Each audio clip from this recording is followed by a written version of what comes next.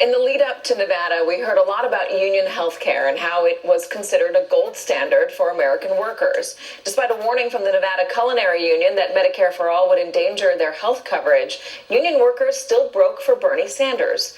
And this next story can help explain why. Michelle DuBarry says she had, quote, good union health insurance in 2010. In November of that year, she says her one-year-old son was hit by a careless driver in a crosswalk. After 2 surgeries and a night in intensive care, he died. While she was sitting by his bedside before he passed, she began to worry about her deductibles and just how long she could take off work.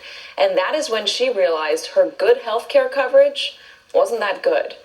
Joining me, activist and writer Michelle DuBarry. Michelle, thank you very much for coming on. I know this is an incredibly difficult subject, but we appreciate you sharing it with us. Tell me exactly what happened with your health insurance. You were in a union, you were in a devastating situation.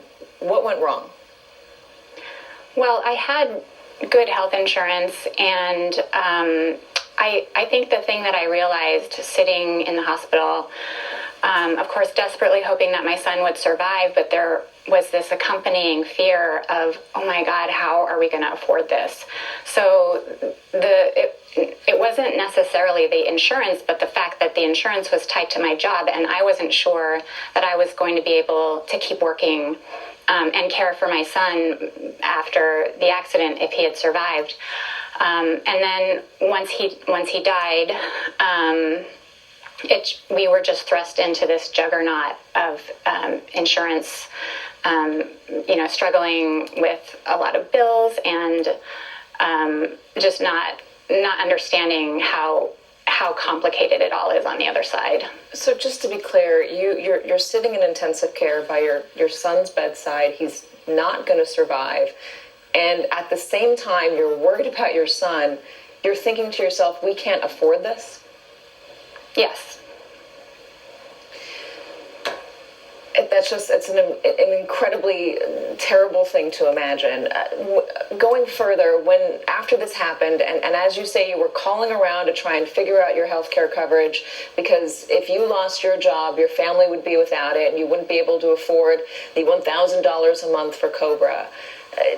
Talk to me about what happened next, because we hear so much about why Medicare for All is a bad idea because people don't want to lose their good health care coverage. You had good health care coverage, and you were still trying to work within a system that was not set up, it seems, to help you. Right. So we ended up paying about $5,000 out of pocket when all the bills were in, and our health insurance company paid $175,000. We were hoping to get a settlement from the driver who killed my son, and we kind of counted on that as the money we would use to pay our out-of-pocket expenses, my husband's ongoing medical bills, and the time off work that we needed to grieve. And then we learned that our health insurance company was actually legally entitled to our pain and suffering settlement, that the law views our health insurance company as a victim in the accident so much that they are first in line for any settlement money that might come through. So your health care, which you pay into every month, which you pay for, was entitled to your settlement because the health care company was a victim. Exactly. And that's legal in roughly half of states, that the health insurance companies, they have worked it out so that they are entitled to pain and suffering awards. And so many times victims are left with nothing. There was one other part of this. You say within a week of your son's death, before you had even received a bill, the hospital put a lien on your house. Right. And that is a common practice when there's a car crash. Because of these settlements, the hospital is often worried that the health insurer won't pay because they know that there's a big auto insurance settlement coming. And if the auto insurance settlement somehow makes its way to the victim, then the hospital might not get paid. And so I think it's a preventive measure that they use to make sure that the victims and the patients don't skip out on the bills. So you say despite your good union insurance, you were nearly bankrupted by a 27-hour hospital stay. Now you're fighting for Medicare for All. What do you tell somebody who's nervous about it?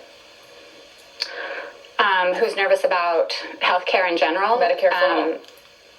Oh, who's nervous about? I mean, I think that at the end of the day, it's absurd to have your health care provided or your health insurance provided by your employer, because when you get sick or injured and you're not able to work, then you lose your insurance.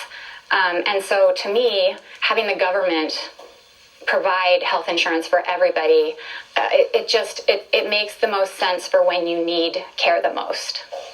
Michelle Dewberry, I'm so sorry for your loss, and I just want to thank you for coming on and telling your story. Thanks for having me.